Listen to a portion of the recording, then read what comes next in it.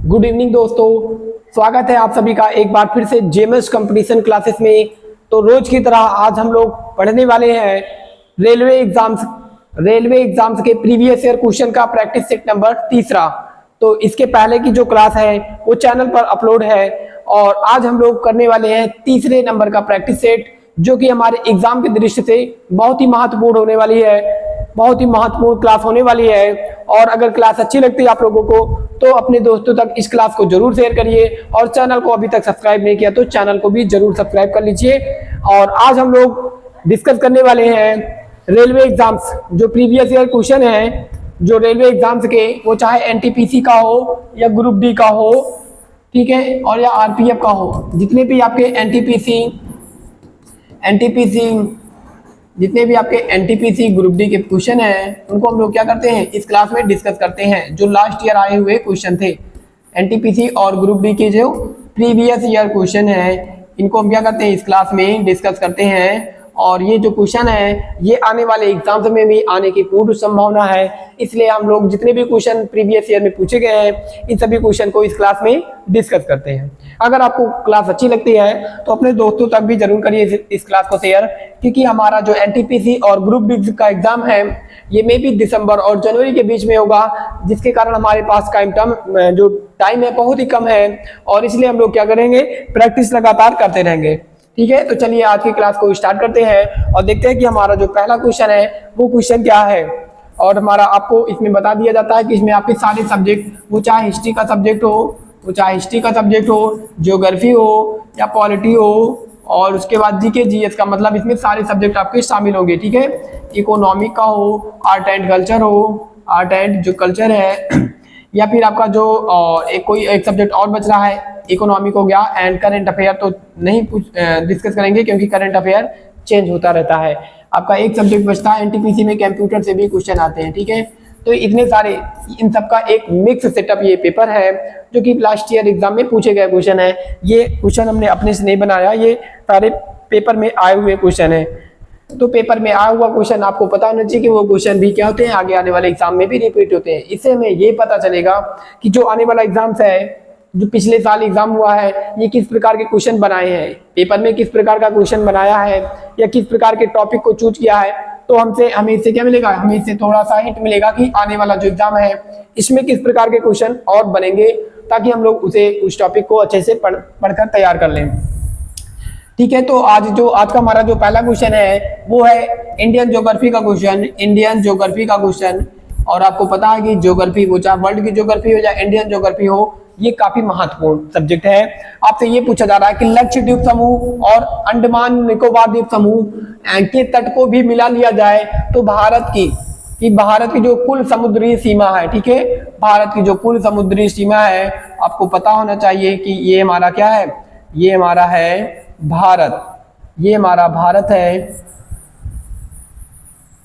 ये हमारा कुछ भारत है। और भारत के आपको पता है, आपको भारत के पास द्वीप भी है। ठीक है, भारत के पास द्वीप भी है, बंगाल की खाड़ी में भारत के पास है अंडमान और निकोबार द्वीप है। और इधर आपके अरब सागर में भारत के पास है लक्षद्वीप। कौन सा द्वीप है, लक्षद्वीप है। तो आपसे ये पूछा जा रहा है कि अगर इन द्वीपों की बाउंड्री को भी मिला लिया जाए और भारत की इस बाउंड्री को भी मिला लिया जाए, जो कि गुजरात और उसके बाद Maharashtra and Goa and Karnataka, Kerala, Tamil Nadu, Andhra Pradesh, Orissa and West Bengal, इन सब की बाउंड्री को भी मिला लिया जाए और इस जो द्वीप है इनकी बाउंड्री को भी मिला लिया जाए, तो भारत की जो कुल द्वीपीय लंबाई है, ये पूछा जा रहा है कि कुल द्वीपीय जो समुद्र तट रेखा है ये कुल कितनी है। तो आपको बता दिया जाए, थोड़ा सा भारत कम है, टेढ़ा बना है, कोई दिक्कत नहीं है, तो हम लोग पढ़ने वाले हैं। तो देखिए, भारत के कुल 9 राज्य क्या करते हैं, समुद्र सीमा साझा करते हैं। कितने राज्य, 9 राज्य जो है वो समुद्र सीमा साझा करते हैं, जिसमें आपका गुजरात है, महाराष्ट्र है, गोवा है, कर्नाटका है, केरला है, तमिलनाडु है, आंध्र प्रदेश है, ठीक है, और आपका उड़ीसा है और आपका वेस्ट बंगाल, ये भी क्या करते हैं, समुद्र से सीमा साझा करते हैं। तो आपसे अगर पूछा जाए भारत क्या करता है, भारत की एक तो मुख्य भूमि, कौन सी भूमि, भारत की मुख्य भूमि, और मुख्य भूमि कितनी सीमा साझा करती है, और भारत भारत जो समुद्र की सीमा साझा करता है, एक तो मुख्य भूमि और दूसरा द्वीप सहित। तो दोनों आपको पता होना चाहिए, पेपर में कोई भी पूछा जा सकता है। ये पूछा गया द्वीप सहित, तो द्वीप सहित जो भारत की लंबाई है वो लंबाई है 7516.6 किलोमीटर, जिसको हम लोग 7517 किलोमीटर भी पढ़ सकते हैं। तो भारत की अगर द्वीप को मिलाकर कुल लंबाई पूछा जाए तो 7500 कितनी है, 7516.6 किलोमीटर है। और अगर केवल मुख्य भूमि की लंबाई पूछा जाए, जैसे आपका गुजरात, ये जो आपका प्रायद्वीपीय भारत है, इसकी कुल लंबाई पूछी जाए कि भारत की जो मुख्य भूमि वाली सीमा है ये कुल कितनी है, तो ये आपकी है 5422 किलोमीटर, 5422.6 किलोमीटर है। तो दोनों सीमा का जो नंबर है वो आपको पता होना चाहिए कि मुख्य भूमि की लंबाई कितनी है और द्वीप सहित लंबाई कितनी है। ठीक है, थोड़ा सा हम लोग बेसिक इसमें से और चीजें हम लोग डिस्कस करते हैं कि जो भारत है, भारत की दो प्रकार से सीमा लगती है देशों से। ठीक है, एक तो भारत जो है, भारत की दो प्रकार की सीमा है। कितनी प्रकार की, एक स्थल सीमा है और एक कौन सी सीमा है, एक जल सीमा है, समुद्र सीमा या समुद्र सीमा, जो आपके जो समुद्र तट की लंबाई है, समुद्र तट की लंबाई।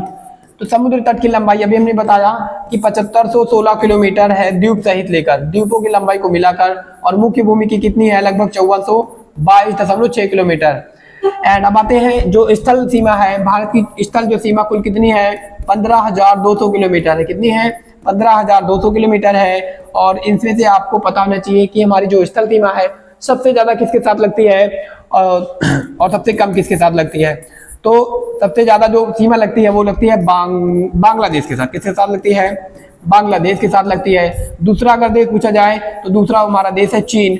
तीसरा अगर देश पूछा जाए तो तीसरा जो देश है वो है पाकिस्तान। ठीक है, यहाँ पर बांग्लादेश की अगर बात करें तो 4096 किलोमीटर की जो सीमा है कुल लगती है भारत और इंडिया के साथ। दूसरा अगर बात करें तो इसकी जो कुल सीमा है वो लगभग 3488 के करीब है। ठीक है, और उसके बाद 3388 है, और इसकी अगर बात करें तो 3287 किलोमीटर के करीब है। हम लोग पाकिस्तान के साथ क्या करते हैं, सीमा साझा करते हैं। और अगर सबसे कम बात करें, सबसे कम किसके साथ सीमा साझा करते हैं, तो सबसे कम जो साझा करते हैं वो अफगानिस्तान के साथ करते हैं। किसके साथ करते हैं, अफगानिस्तान के साथ करते हैं। कितने किलोमीटर का, 106 किलोमीटर की बाउंड्री साझा करते हैं।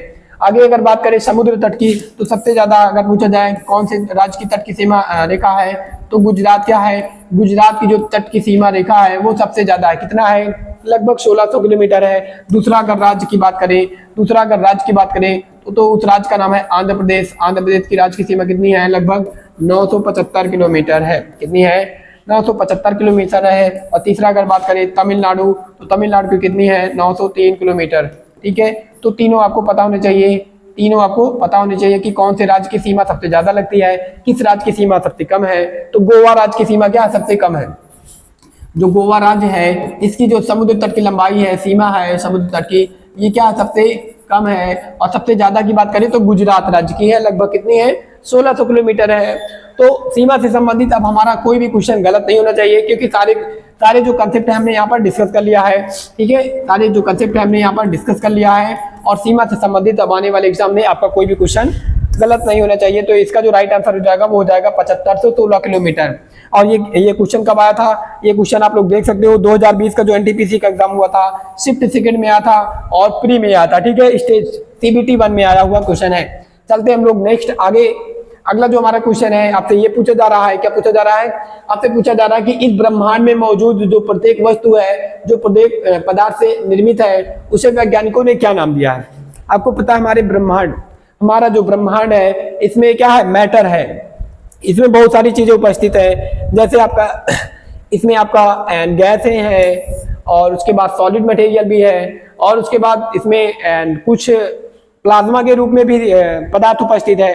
ठीक है, तो वैज्ञानिकों ने जो ब्रह्मांड है, हमारा ब्रह्मांड है, इसमें क्या है, ब्रह्मांड में जो भी वस्तुएं हैं इनको एक यूनिक नाम दे दिया है। इस यूनिक नाम को आपको बताना है कि क्या इन्हें क्रिस्टल बोला जाता है, या द्रव बोला जाता है, या ठोस बोला जाता है, या द्रव्य बोला जाता है।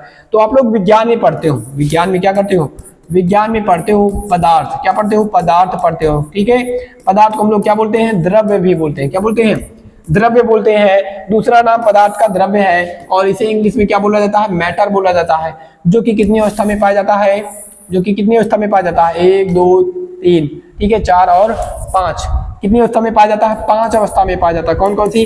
पहला जो अवस्था है वो है ठोस अवस्था, दूसरी अवस्था है द्रव अवस्था, तीसरी अवस्था है गैस अवस्था, ठीक है, और जो चौथी अवस्था है वो है आपकी प्लाज्मा, चौथी अवस्था है प्लाज्मा है, और जो पांचवी अवस्था है उसे बोला जाता है बॉस आइंस्टाइन कंडेंसेट, ठीक है, BEC बोला जाता है। क्या बोला जाता है?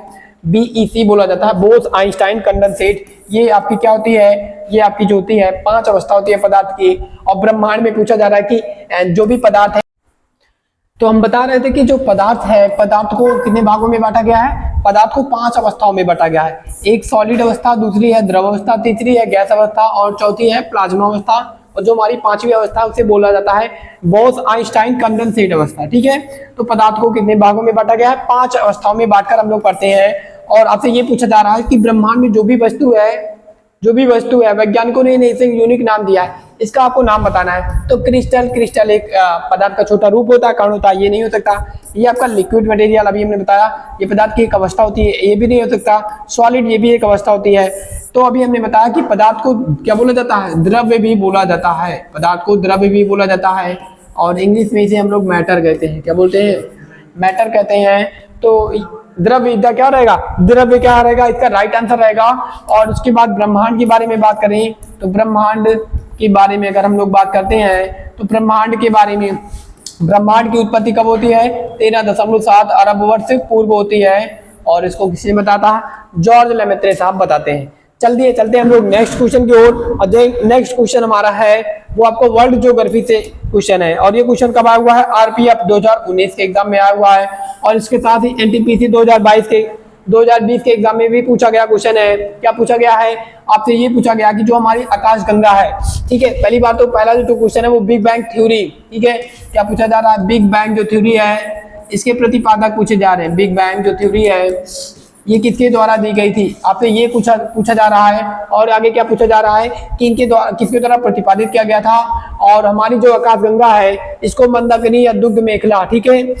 एंड इन्होंने ये भी बताया कि हमारी जो मंदाकिनी है उसको इन्होंने एक नाम दिया जिसका नाम दुग्ध मेखला या मिल्की वे है, ठीक है।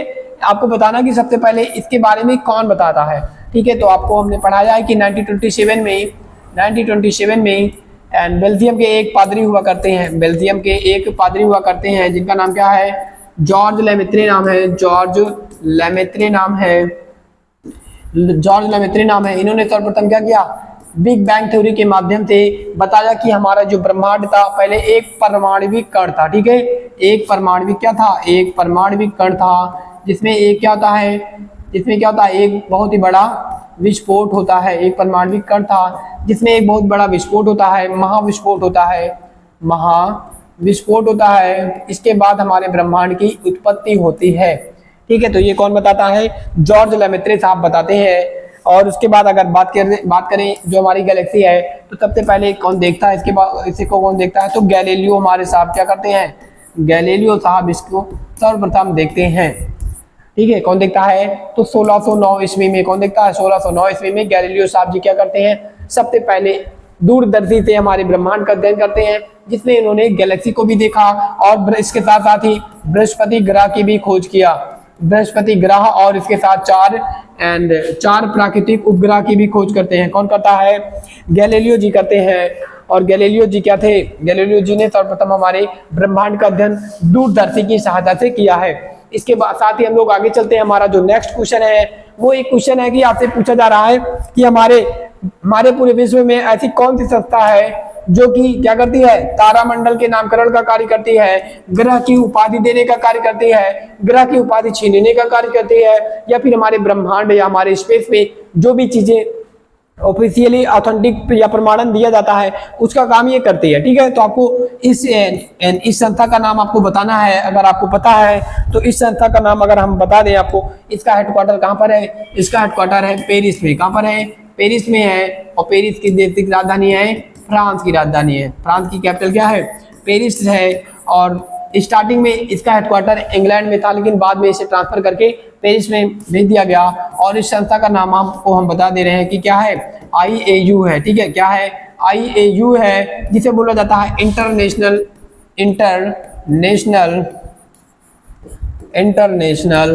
एस्ट्रोनॉमिकल यूनियन, ठीक है, क्या बोला जाता है, इंटरनेशनल एस्ट्रोनॉमिकल यूनियन बोला जाता है। और ये क्या करती है, ये हमारे ब्रह्मांड में ग्रह की उपाधि देने का कार्य या ग्रह की उपाधि छीनने का या फिर तारामंडल वगैरह का नामकरण करने का कार्य कौन करती है, तो यही संस्था करती है, ठीक है। इसकी स्थापना कब होती है, 1919 में इसकी स्थापना हो जाती है। स्टार्टिंग में इसका हेडक्वार्टर यूके के जो कैपिटल है, ठीक है, यूके का एक है इंग्लैंड, वहां पर होती है, लेकिन बाद में इसे ट्रांसफर करके फ्रांस की राजधानी पेरिस में कर दिया जाता है। और उसके बाद इसे हिंदी में अगर पूछा जाए तो हिंदी में इसका जो फुल फॉर्म है वो है अंतरराष्ट्रीय खगोलीय संघ। क्या है, अंतरराष्ट्रीय खगोलीय संघ है। और यही क्या करती है, यही हमारे स्पेस से संबंधित सारी एंड प्रमाणन देने का कार्य करती है। और इसने हाल ही में हमारा जो चंद्रयान 3 गया है, चंद्रयान जो 3 गया है, कहाँ पर गया है, चंद्रमा के साउथ पोल पर गया है। और ये जिस बिंदु पर उतरा है उसे क्या बोला गया है, शिव शक्ति पॉइंट बोला गया है। और इसको ऑफिशियली प्रमाणन कौन देता है, तो IAU ही देता है। कौन देता है, IAU ही देता है। और IAU के बारे में अगर बात करें तो सन 2006 में प्लूटो की ग्रह की उपाधि कौन जीतता है, तो IAU ही क्या करती है, IAU ही प्लूटो की ग्रह की उपाधि भी छीनती है, ठीक है। तो कौन करता है ये सब काम, IAU करती है। अब हम लोग चल रहे हैं नेक्स्ट आगे के क्वेश्चन की ओर। और हमारा जो नेक्स्ट क्वेश्चन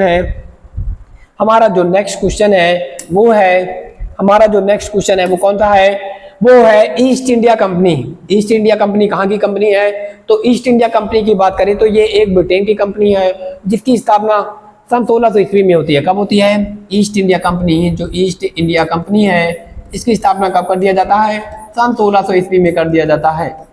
सन 1600 ईस्वी में कर दिया जाता है। क्यों किया जाता है, आप सभी को पता है इसका जो उद्देश्य था इस कंपनी का क्या था, भारत से व्यापार करना, ठीक है। भारत को और सारे, इसके अलावा इसके पहले 1498 में पुर्तगाली वगैरह आ जाते हैं, तो वो भारत के साथ अच्छा खासा व्यापार कर रहे थे।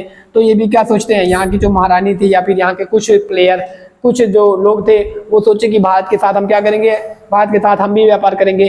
तो इसलिए ये क्या करते हैं, पहले ब्रिटेन में इस कंपनी की स्थापना करते हैं। और उसके बाद सर्वप्रथम कहाँ पर आते हैं, सर्वप्रथम 1608 ईस्वी में ये आ जाते हैं, कहाँ पर, हमारे भारत के मछलीपट्टनम नामक शहर में। कहाँ पर आ जाते हैं, मछलीपट्टनम नामक शहर में आ जाते हैं। और उसके बाद भारत में पहली कंपनी भी यहीं पर स्थापित कर देते हैं, जिसे बाद में 1611 वगैरह के करीब में क्या करते हैं, सूरत में ट्रांसफर करते हैं। तो हम बात करें कि ईस्ट इंडिया कंपनी की स्थापना कब होती है, सन 1600 में होती है। कहाँ पर होती है, यूके में होती है। यूके मतलब इंग्लैंड में होती है, ठीक है। आपसे ये पूछा जा रहा है कि उस समय हमारे भारत पर कौन शासन कर रहा था, तो उस समय अगर बात करें हमारे भारत पर शासन कर रहा था 1556 से कब तक, 1606 ईस्वी तक कर रहा था, जिसका नाम क्या था, अकबर नाम था। क्या नाम था, अकबर नाम था। जो कि किसका बेटा था, जो कि बेटा था हुमायूं का, ठीक है। इसका पुत्र था, हुमायूं का पुत्र था, ठीक है। क्या नाम था इसका, क्या नाम है, अकबर, जिसके दरबार में 9 रत्न हुआ करते थे, ठीक है। और तो यही क्या होता है, यही आपके ईस्ट इंडिया कंपनी के समय, क्योंकि देखो 1600 में स्थापना होती है तो 1606 तक इसका कार्यकाल होता है अकबर का। इसके बाद फिर जहांगीर आते हैं, फिर हुमायूं आते हैं, फिर औरंगजेब वगैरह आते हैं, ठीक है। तो कौन शासक था, औरंगजेब नहीं हो सकता, औरंगजेब बाद का शासक है। जहांगीर अकबर के बाद आता है, शाहजहां भी बाद में ही आता है जहांगीर के। तो इसका राइट आंसर हो जाएगा Akbar is the right answer हो जाएगा। और ईस्ट इंडिया कंपनी के बारे में हमने सारी चीजें डिस्कस कर लिया कि ईस्ट इंडिया कंपनी की स्थापना सन 1600 में होती है। सर्वप्रथम हमारे अगर पूछा जाए कारखाना भारत में कहाँ लगाती है, तो मछलीपट्टनम नामक शहर में लगाती है, जो कि आंध्र प्रदेश में है, जो कि कहाँ पर है, आंध्र प्रदेश में है। और उसके बाद में ये सन 1611 ईस्वी में अपना दूसरा कारखाना इसे ट्रांसफर कहाँ पर करती है, सूरत में करती है। कहाँ पर, सूरत में करती है, ठीक है। अब चले हम लोग आगे, हम लोग चलते हैं। और ये भी क्वेश्चन पूछा गया है आरआरबी जेईई में 2014 में। और इसके बाद फिर हमारा जो अगला क्वेश्चन है वो है एक पॉलिटी का क्वेश्चन। किसका क्वेश्चन है, जो कि पूछा गया है आरआरबी ग्रुप डी के एग्जाम में 2022 में पूछा गया क्वेश्चन है, शिफ्ट फर्स्ट का क्वेश्चन है। और ये आपका एक पॉलिटी का क्वेश्चन है। किसका क्वेश्चन है, पॉलिटी का क्वेश्चन है, जो कि काफी महत्वपूर्ण क्वेश्चन है। तो आपको बताना है कि निम्न में से भारतीय संविधान का कौन सा अनुच्छेद कार्यपालिका को न्यायपालिका से, न्यायपालिका को विधायिका से क्या करता है, स्वतंत्रता प्रदान करता है, ठीक है। मतलब ये बोलता है कि हमारी जो कार्यपालिका है ये हमारी न्यायपालिका से क्या होगी, हमारी न्यायपालिका न्यायपालिका से स्वतंत्र होगी। ठीक है, हमारी जो कार्यपालिका है ये हमारी न्यायपालिका से स्वतंत्र होगी, और हमारी जो विधायिका है, हमारी जो विधायिका या फिर हम जिसे संसद बोलते हैं, क्या बोलते हैं, संसद बोलते हैं, ये भी किससे स्वतंत्र होगी, ये तीनों क्या होंगी, एक दूसरे से स्वतंत्र होगी। स्वतंत्र का मतलब ये होता है ना तो इनके काम में ये कोई भी अड़ंगा डालेंगे, ना इनके काम में ये कोई बाधा डालेंगे। ठीक है, सब अपने अपने कार्य करने के लिए स्वतंत्र है। इसीलिए यही कारण कि हमारी जो सुप्रीम कोर्ट है वो स्वतंत्रता से क्या करती है, कार्य करती है। हालांकि अगर कोई भी ऐसी संस्था जो कि संविधान के अनुसार कार्य नहीं करती है, तब फिर हमारी एक जो न्यायपालिका है वो क्या कर सकती है, इसका रिव्यू या पुनर्विचार कर सकती है इनके कार्यों को लेकर, लेकिन इनके कार्यों में विघ्न या बाधा नहीं डालती है। ठीक है, तो संविधान के अनुरूप अगर ये लोग कोई कार्य करते हैं तो इसमें से कोई भी जो हमारी है संस्थाएं हैं, इन ये क्या करते हैं, एक दूसरे के कार्य में बाधा या विघ्न नहीं डालती हैं। तो आपसे पूछा जा रहा है ये इसका जो वर्णन किया गया है किस आर्टिकल में किया गया है। ठीक है, इसका जो वर्णन किया गया है किस आर्टिकल में किया गया है, तो आप लोग पढ़ते हो डीपीएसपी, क्या पढ़ते हो, डीपीएसपी पढ़ते हो, जिसे बोला जाता है directive principle of state policy. इसका जो आर्टिकल है आर्टिकल 36 से आर्टिकल 51 के बीच में है। ठीक है, क्या है, आर्टिकल 36 से 51 के बीच में इसका वर्णन है। और इसमें इसका जो आर्टिकल 51 है, कौन सा आर्टिकल है, आर्टिकल जो 51 है वो क्या बोलता है, वो ये बोलता है कि जो हमारी कार्यपालिका होगी वो न्यायपालिका स्वतंत्र से होकर क्या करती, कार्य करेगी। ठीक है, बाकी आर्टिकल 52 की बात करें तो आर्टिकल 52 के बारे में हमारे राष्ट्रपति का वर्णन है। आर्टिकल अगर 53 की बात करें तो हमारे जो राष्ट्रपति होंगे वो कार्यपालिका के क्या होंगे, हमारे राष्ट्रपति जो होंगे वो कार्यपालिका के प्रमुख होंगे। ठीक है, कार्यपालिका के प्रमुख होंगे। ये किस आर्टिकल में लिखा गया है, आर्टिकल 53 में लिखा गया है। ठीक है, कहाँ पर लिखा गया, आर्टिकल 53 में लिखा गया है। और बात करें 50 की तो अंतर्राष्ट्रीय जो एंड शांति की बात किया गया आर्टिकल 50 में। चलते हम लोग नेक्स्ट क्वेश्चन की ओर, और हमारा जो नेक्स्ट क्वेश्चन होने वाला है ये भी एक पॉलिटी का क्वेश्चन है। और कब आया हुआ क्वेश्चन है, आरआरबी एनटीपीसी 2021 में पूछा गया क्वेश्चन है, और ये भी एक पॉलिटी का ही क्वेश्चन है, जो कि पॉलिटी का आपको पता है कि हमारे रेलवे के एग्जाम में दो से लेकर 5 क्वेश्चन तक पूछे जाते हैं। कितने क्वेश्चन, 3 से लेकर 5 क्वेश्चन तक आ जाते हैं पॉलिटी के। ठीक है, तो पॉलिटी एक बहुत ही महत्वपूर्ण सब्जेक्ट है, एंड इसको आपको क्या करना है, अच्छे से तैयार करके जाना है पेपर में, वो चाहे एनटीपीसी का पेपर हो या ग्रुप डी का पेपर हो। क्या पूछा जा रहा है कि 9 दिसंबर 1946 को आयोजित जो संविधान सभा की बैठक होती है, तो यहाँ पर हमने बताया था कि जो संविधान सभा की जो बैठक है इसको हम ऑलरेडी डिस्कस कर चुके हैं कि संविधान सभा की कितनी बैठकें होती हैं, 3 बैठकें होती हैं। कब कब होती हैं, एक 9 दिसंबर 1946 को होती है, और एक होती है 11 दिसंबर 1900, दो दिन के गैप पे होती है, दो दिन के गैप पर ये बैठकें होती हैं।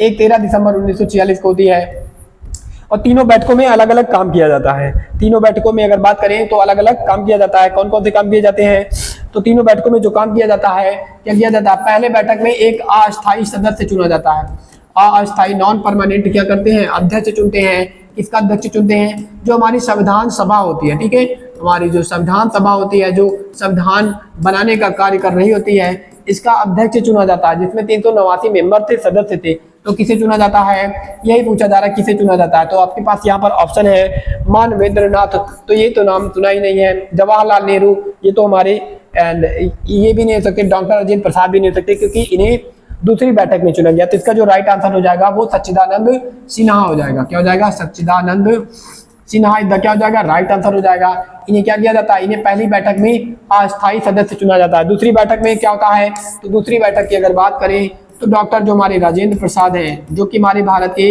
पहले राष्ट्रपति हुआ करते हैं।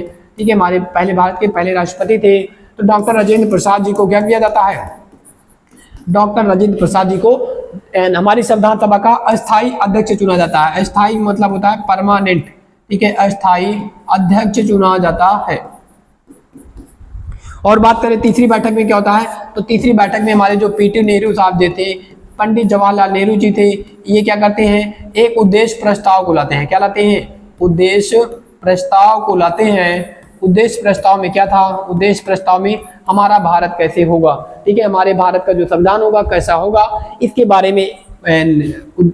में वर्णन दिया गया था उद्देश्य प्रस्ताव में, जो कि हमारी संविधान सभा के द्वारा स्वीकार कर लिया जाता है। कब किया जाता है, 1947 में 22 जनवरी 1947 को स्वीकार कर लिया जाता है। एक क्वेश्चन आपसे और पूछा जा सकता है, क्या पूछा जा सकता है कि ये पूछा जा सकता है कि संवैधानिक हमारे जो संविधान का संवैधानिक सलाहकार कौन था, ठीक है। तो बी.एन. राव जी क्या थे, बी.एन. राव की बात करें, बी.एन. राव हमारे संवैधानिक सलाहकार थे। ये क्वेश्चन आने वाले एग्जाम में पूछा जा सकता है कि हमारे भारत के संवैधानिक जो संविधान बन रहा था इसके संवैधानिक सलाहकार कौन थे, तो उनका नाम था बी.एन. राव, ठीक है। तो इस क्वेश्चन से संबंधित हमने सारी डिटेल को डिस्कस कर लिया। और बात करें हमारा संविधान बन के कब रेडी होता है, तो आपको पता है कि 26 नवंबर 1949 को हमारा जो संविधान है वो पूर्ण तरीके से बनकर क्या हो जाता है, रेडी हो जाता है। क्या ये इस दिन लागू होता है, तो ये पूर्ण तरीके से लागू नहीं होता, या इस दिन लागू नहीं होता है, लेकिन बनकर तैयार हो जाता है। लागू कब होता है, तो 26 जनवरी 1950 को हम संविधान को पूर्ण रूप से क्या करते हैं, लागू कर देते हैं। और उसी दिन से हमारा जो भारत है वो क्या बन जाता है, गणतंत्र भारत बन जाता है ना।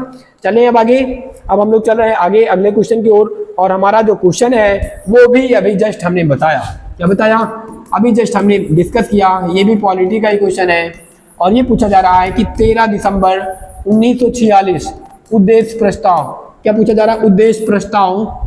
जो उद्देश्य प्रस्ताव होता है ये किसके द्वारा लाया जाता है, ठीक है। ऑब्जेक्टिव जो रिजोल्यूशन होता है ये किसके द्वारा लाया जाता है।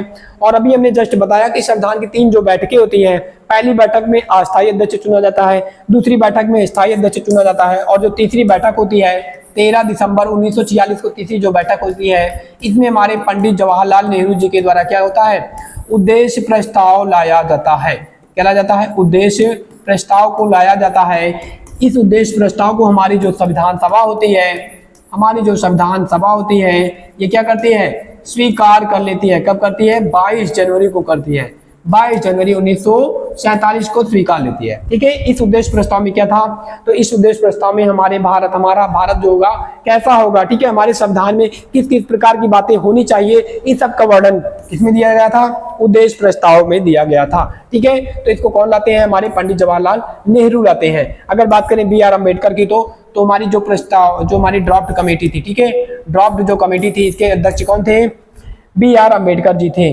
चलिए हम लोग चलते हैं, ये भी क्वेश्चन पूछा गया, ग्रुप डी और एनटीपीसी एग्जाम दोनों में पूछा गया है और ये दोनों में आया हुआ क्वेश्चन है, इसलिए काफी इंपॉर्टेंट हो जाता है।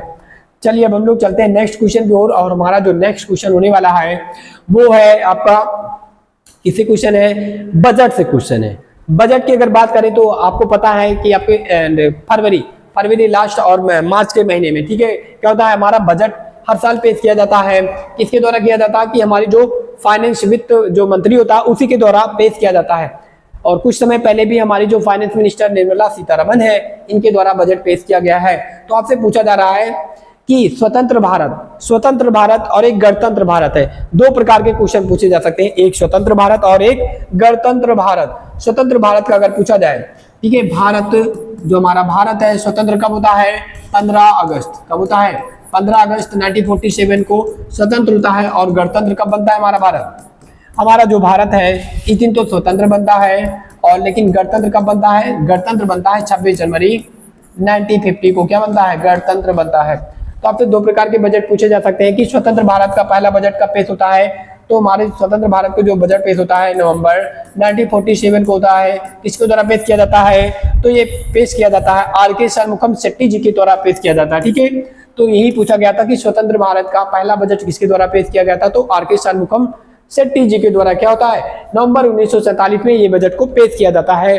और अगर बात करें गणतंत्र भारत के, तो गणतंत्र भारत के जो बजट पेश होता है वो 1950 में होता है। किसके द्वारा पेश होता है, तो ये जॉन मथाई थे, ठीक है, जॉन मथाई के द्वारा पेश किया जाता है। तो आपको दोनों पता होना चाहिए। और एक क्वेश्चन और है कि सबसे ज्यादा किसके द्वारा पेश किया गया बजट, तो सबसे ज्यादा जो बजट पेश किया गया है वो किसके द्वारा किया गया है, सबसे ज्यादा जो बजट पेश किया गया है ये किया गया मोरारजी देसाई के द्वारा। किसके द्वारा, मोरारजी देसाई के द्वारा ये बजट पेश किया गया है। और अगर बात करें बजट की, तो बजट का वर्णन क्या हमारे संविधान में कहीं पर है, तो हमारे संविधान में आर्टिकल 112 में बजट का वर्णन, तो बजट शब्द तो नहीं लिखा लेकिन वार्षिक वित्तीय विवरण शब्द लिखा है, और उसे ही हम लोग क्या बोलते हैं, बजट बोलते हैं। तो यहाँ पर आपका आर्टिकल 112 बजट से ही रिलेटेड है, जिसका मतलब होता है वार्षिक वित्तीय विवरण, ठीक है। आपने एक साल में कितना खर्च किया, कहाँ खर्च किया, इन सब का क्या होती है, जानकारी होती है, इसे हम लोग बजट बोलते हैं। और हमारा जो अगला क्वेश्चन है वो एक क्वेश्चन है आपका कंप्यूटर से रिलेटेड। आपको पता होना चाहिए कि कंप्यूटर सब्जेक्ट भी आपके रेलवे के एग्जाम में शामिल है और इससे भी एक दो क्वेश्चन आ जाते हैं। तो आपसे पूछा जा रहा है कि एंड जो मैथमेटिकल ऑपरेशन होती हैं ये किसके द्वारा ऑपरेट होती है, किसके द्वारा किया जाता है। मैथमेटिकल जो लॉजिकल संक्रियाएं हैं इसमें कौन सा प्रोसेसर काम करता है, ये कंप्यूटर की बात हो रही है। एंड कुछ समय पहले मैंने प्रैक्टिस सेट 1 में डिस्कस किया था, क्या डिस्कस किया था, सीपीयू के बारे में डिस्कस किया था कि जो कंप्यूटर की नर्व है या कंप्यूटर का जो मस्तिष्क है वो किसे कहा जाता है, सीपीयू को बोला जाता है। किसे बोला जाता है, सेंट्रल प्रोसेसिंग यूनिट को बोला जाता है, ठीक है। और अगर बात करें कि तार्किक एवं गणितीय जो संक्रियाएं हैं ये किसके द्वारा किया जाता है, तो अरिथमेटिकल लॉजिकल यूनिट एक होती है, इसका फुल फॉर्म क्या होता है, अरिथमेटिकल लॉजिकल यूनिट, ठीक है।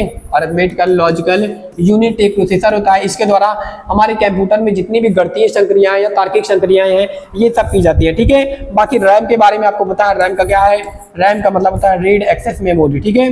रैंडम एक्सेस मेमोरी इसका क्या होता है, फुल फॉर्म होता है रैंडम एक्सेस मेमोरी। और एक होता है रोम, एक क्या होता है, रोम होता है, इसका फुल फॉर्म क्या होता है, रीड ओनली मेमोरी। दोनों का काम अलग अलग होता है, ये कभी कंप्यूटर सब्जेक्ट पढ़ाया जाएगा तो आपको बताया जाएगा, ठीक है।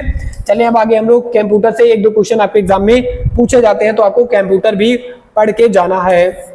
और हमारा जो अगला क्वेश्चन है, देखो ये भी क्वेश्चन कंप्यूटर से ही आ गया, ये भी क्वेश्चन कंप्यूटर से ही आ गया। और कंप्यूटर के बारे में हमने सारी चीजें डिस्कस किया है कि इसकी पीढ़ी कब से कब तक है और इसकी खोज किसने किया था, कितने प्रकार के कंप्यूटर होते हैं और कंप्यूटर के जो स्ट्रक्चर्स होते हैं वो कैसे कैसे होते हैं, ये सारी चीजें हमने डिस्कस किया है। भारत का जो पहला सुपर कंप्यूटर था, भारत का पहला जो सुपर कंप्यूटर था वो कौन था, भारत का पहला जो सुपर कंप्यूटर, इसका भी नाम पूछा जाता है, इसका नाम परम 8000 था। क्या था, परम 8000 था। और अगर बात करें कंप्यूटर की तो कंप्यूटर में दो चीजें होती है, क्या चीजें होती हैं, दो चीजें, एक होता है हार्डवेयर, क्या होता है, एक हार्डवेयर होता है और एक क्या होता है, सॉफ्टवेयर होता है, एक क्या होता है, सॉफ्टवेयर होता है। दोनों का कार्य क्या होता है, दोनों से मिलकर आपका क्या बनता है, कंप्यूटर बनता है। हार्डवेयर वह चीज होती है जिसे आप क्या कर सकते हो, जिसे आप छू सकते हो, क्या कर सकते हो, छू सकते हो, देख सकते हो, ठीक है। और सॉफ्टवेयर वो चीज होती है जिसे आप छू नहीं सकते हो ना ही देख सकते हो, ठीक है, लेकिन ये भी वर्क करता है, ये भी वर्क करता है। तो हार्डवेयर की अगर बात करें तो जो आप मॉनिटर यूज करते हो, मॉनिटर यूज करते हो, कीबोर्ड यूज करते हो, कीबोर्ड यूज करते हो, माउस यूज करते हो, ठीक है, और माउस यूज करते हो, ये सारी चीजें क्या हार्डवेयर है। सॉफ्टवेयर की अगर बात करें तो जो आपके विंडोज 7 है, प्रोसेसर है, ठीक है, प्रोसेसर है, ये सारे क्या होते हैं, ये सारे आपके सॉफ्टवेयर होते हैं। तो दोनों से मिलकर हमारा कंप्यूटर बनता है। आपसे यहाँ पर पूछा क्या जा रहा है, निम्न में से कंप्यूटर में हार्डवेयर नहीं है। चलिए देखते हैं प्रिंटर, तो प्रिंटर जिससे आप प्रिंट करते हो पेज को, तो इसे तो आप आसानी से छू सकते हो, तो ये तो आपका हार्डवेयर होगा। एंड यहाँ पर माउस की बात करें तो अभी हमने लिखाया मॉनिटर हो गया, कीबोर्ड हो गया, माउस हो गया, तो ये भी आपके एंड हार्डवेयर ही हो गए। और कीबोर्ड की बात करें तो जिस पर आप टच करके क्या करते हो, लिखते हो वर्ड को, ये भी हार्डवेयर है। यहाँ पर है क्या, कंपाइलर, जो फाइलों को मर्ज करता है, ये क्या है, यही आपका हार्डवेयर नहीं है, ये आपका एक सॉफ्टवेयर है, ठीक है, ये क्या है, आपका सॉफ्टवेयर है। तो इसका राइट आंसर क्या हो जाएगा, कंपाइलर। और ये कब पूछा गया, 2017 के एनटीपीसी के एग्जाम में पूछा गया क्वेश्चन है। चलते हम लोग आगे अगले क्वेश्चन की ओर। और हमारा जो अगला क्वेश्चन है वो हिस्ट्री से संबंधित है, किससे है, मिडावल हिस्ट्री से है, मिडावल हिस्ट्री का क्वेश्चन है। और हिस्ट्री का भी क्वेश्चन आपको पता है 2 से 3 क्वेश्चन आपके रेलवे के एग्जाम हो या कोई भी कोई एग्जाम हो, हिस्ट्री के भी क्वेश्चन आते हैं, जिसमें आपके एनिशियंट हिस्ट्री, मॉडर्न हिस्ट्री और मिडावल हिस्ट्री तीनों से मिलाकर क्वेश्चन आता है। तो ये जो क्वेश्चन है आपका मिडावल हिस्ट्री से है, क्या पूछा जा रहा है, पूछा जा रहा है दास वंश की स्थापना, दास वंश की स्थापना किसने किया था। और आपको नाम इनका बताना है कि दास वंश की स्थापना। आपको पता है कि भारत पर सर्वप्रथम किसने आक्रमण किया था, भारत पर अगर आक्रमण की बात करें, भारत पर सर्वप्रथम किसने आक्रमण किया था, तो भारत में सर्वप्रथम जो आक्रमण किया था 326 ईस्वी में, 326 ईस्वी में कौन करता है, जो सिकंदर महान होता है, ठीक है, ये भारत पर क्या करता है, प्रथम आक्रमण करता है। कहां पर करता है, तो जो पंजाब का एक शासक हुआ करता था, ठीक है, पोरस इसका नाम था, सिकंदर महान, जिसे सिकंदर महान भी बोला जाता है। ये किसके साथ, किसके ऊपर आक्रमण करता है, तो ये पंजाब का राजा हुआ करता था, उसका नाम था पोरस, क्या नाम था, पोरस नाम हुआ करता है, इसी के ऊपर आक्रमण करता है। और उसके बाद रावी नदी के तट पर, कहां पर, रावी नदी के तट पर, तो ये आक्रमण वगैरह करके भारत को लूटपाट के चला जाता है। इसके बाद फिर दूसरा जो लुटेरा आता है वो आता है 1000 ईस्वी में कौन आता है? मोहम्मद गजनवी आता है। कौन आता है? मोहम्मद गजनवी आता है। और ये भारत पर लगभग 17-18 बार आक्रमण करता है और यहाँ तक कि सोमनाथ मंदिर को भी वो कई बार लूट के ले जाता है। सोमनाथ मंदिर को भी कई बार लूट के ले जाता है। इसका नाम था मोहम्मद गजनवी। ठीक है, मोहम्मद गजनवी नाम होता है। और ये 1000 से 1030 ईस्वी तक रहता है भारत में, आता जाता है, आक्रमण करता है, लूट के ले जाता है। सोमनाथ मंदिर जो कि कहाँ पर है? गुजरात में स्थित है। इसको पूरी तरीके से कौन लूटाता है? मोहम्मद गजनवी लूटता है। ठीक है, और अगर बात करें कि इसका एक जो इसका शासक बोल सकते हो या फिर इसका सेनापति बोल सकते हो, होता है कौन? मोहम्मद गौरी। मोहम्मद गौरी, जिसका कार्यकाल लगभग 1175 से कब के बीच में होता है? 1206 के बीच में होता है। ठीक है, तो इसके बाद अगर पूछा जाए भारत पर फिर कौन आता है, आक्रमण करता, लूटता कौन है? तो मोहम्मद गौरी आता है। ठीक है, कौन आता है? मोहम्मद गौरी आता है।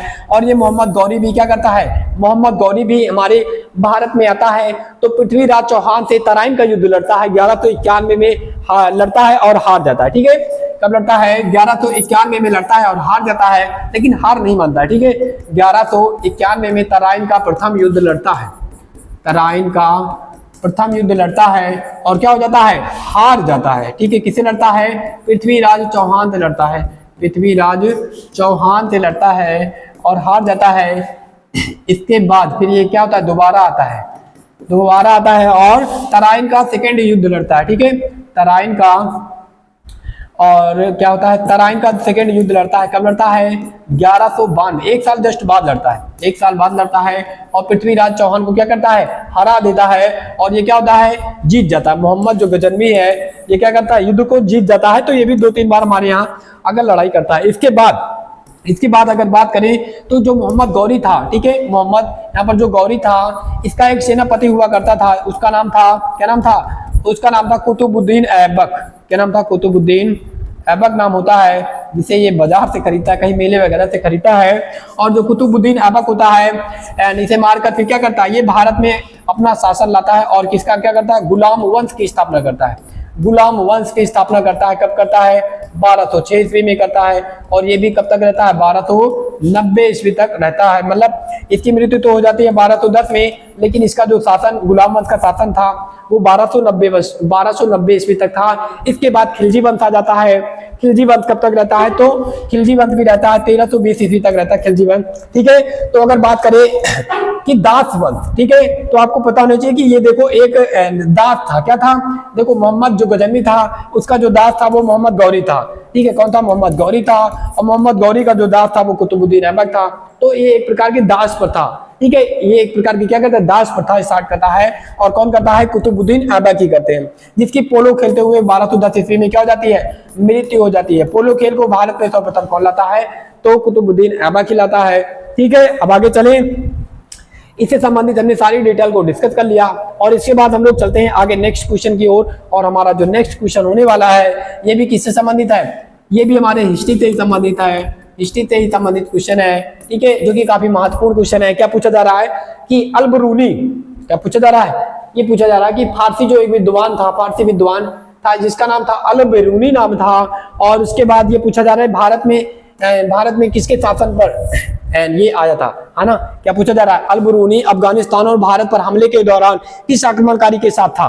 किसके साथ ये आता है? ये आपसे पूछा जा रहा है। ठीक है, तो जो अल-बिरूनी था, अल-बिरूनी जो था ये बिलोंग करता था उज्बेकिस्तान से। कहां से? उज्बेकिस्तान, जो कि एक सेंट्रल कंट्री है, यहाँ से बिलोंग करता था। और ये मोहम्मद गजनवी के शासन में यहाँ पर भारत में आता है। और इसकी एक बुक है जो कि काफी महत्वपूर्ण बुक है, काफी चर्चित बुक है। इसका नाम क्या है? किताब उल हिंद। क्या नाम है? किताब उल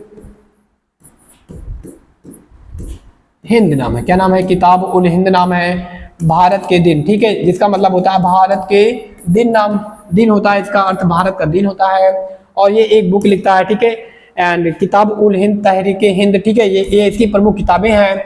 और उसके बाद ये किसके शासन में आता है? मोहम्मद गजनवी के शासन में आता है। अल-बिरूनी जो कि एक फारसी, ठीक है, एंड इसको फारसी लैंग्वेज मतलब क्या बोला जाता है? फारसी विद्वान भी बोला जाता है। ये एक प्रकार का कवि था, विद्वान बोल सकते हो, ठीक है, लेखक बोल सकते हो। और ये क्या करता है? भारत आता है और भारत में इस सब ये किताबें लिखकर भारत का वर्णन करता है। ठीक है, महमूद गजनवी के कार्यकाल में ये भारत में आता है। अब हम चलते हैं, ये उज्बेकिस्तान देश से बिलोंग करता है। और हमारा जो नेक्स्ट क्वेश्चन होने वाला है ये क्वेश्चन है आपका जिसके बारे में अभी हमने डिस्कस किया, जो मोहम्मद गौरी है और पृथ्वीराज चौहान है के बीच दो बार युद्ध हुआ, और जिसमें दूसरी बार पृथ्वीराज चौहान हार गए और उनके ऊपर कब्जा कर लेता है, ये कब्जा कर लेता है। ठीक है, तो दिल्ली बात करें कि अजमेर और दिल्ली में किसका शासन हुआ करता था, पृथ्वीराज चौहान का। ठीक है, तो जो तराइन, ये कौन सा युद्ध होता है, ये तराइन का युद्ध होता है। तराइन का 2 युद्ध होते हैं। कितने युद्ध होते हैं, 2। पहला होता है 1191 ईस्वी में, दूसरा जो होता है वो 1192 ईस्वी में होता है। और पहले में मोहम्मद गौरी क्या होता है, जो मोहम्मद गौरी है ये क्या होता है, हार जाता है। जीतता कौन है, पृथ्वीराज चौहान। पृथ्वीराज जो चौहान है ये युद्ध को जीत जाता है। ये क्या होता है, युद्ध को जीत जाता है। दूसरा जो युद्ध होता है, सेकंड वाला जो युद्ध होता है, इसमें कौन जीतता है, इसमें अगर बात करें तो जो मोहम्मद गौरी है, मोहम्मद गौरी क्या करता है, मोहम्मद गौरी इस युद्ध को जीत जाता है और हार कौन जाता है, पृथ्वीराज चौहान हार जाते हैं। ठीक है, अगर बात करें कन्नौज का युद्ध और पानीपत का युद्ध, तो जो पानीपत का प्रथम युद्ध होता है वो 1526 में होता है। और उसके बाद अगर बात करें प्लासी का युद्ध, तो 1757 में आपका प्लासी का युद्ध होता है। और जो पानीपत का युद्ध होता है किसके बीच में होता है, बाबर और किसके बीच में होता है, इब्राहिम लोदी के बीच में होता है, इब्राहिम लोदी के बीच में होता है। और पानीपत का जो युद्ध होता है वो 3 युद्ध होते हैं। कितने युद्ध होता है, 3 युद्ध होता है। तीनों युद्धों के बारे में पूछा जाता है क्वेश्चन। ठीक है, दूसरा जो युद्ध होता है वो होता है 1556 में, किसके बीच में होता है, ये होता है हेमू और अकबर के बीच में होता है, हेमू और अकबर के बीच में होता है। और तीसरा, ये दूसरा युद्ध होता है पानीपत का। तीसरे की बात करें तो 1761 में होता है, किसके बीच में होता है, ये होता है रॉबर्ट क्लाइव। ठीक है, रॉबर्ट क्लाइव के बीच में होता है और दिल्ली पर जो मुगल थे उनके बीच में होता है। अगले की बात करें यहाँ पर कन्नौज का युद्ध, तो 1540 में क्या होता है, कन्नौज का युद्ध होता है। और बात करें सारे युद्धों की बात हमने कर लिया। ठीक है, प्लासी का युद्ध का बात करें तो 1757 में प्लासी का युद्ध होता है, 1757 ईस्वी में होता है। चलते हम लोग अगले क्वेश्चन की ओर। तो युद्ध का भी एक क्वेश्चन पूछ लिया जाता है हिस्ट्री में कभी कभी, और हमारा जो अगला क्वेश्चन है वो समाप्त होता है। तो आज का हमारा जो प्रैक्टिस सेट था वो यहीं तक था। ठीक है, आज का हमारा जो प्रैक्टिस सेट था, क्लास द एंड होती है आपकी, और आपका जो आज का हमारा जो प्रैक्टिस सेट यहीं तक था। अगर आपको क्वेश्चन अच्छे लगे हो, क्वेश्चन आपको जो प्रश्न है अच्छे लगे हो, ठीक है, तो क्लास को ज्यादा से ज्यादा शेयर करो अपने दोस्तों तक। और उसके बाद चैनल को अभी तक सब्सक्राइब नहीं किया है तो चैनल को सब्सक्राइब कर लो और बेल आइकॉन को भी ऑन कर लो, जिससे क्लास का नोटिफिकेशन समय से आप तक पहुंचता रहे।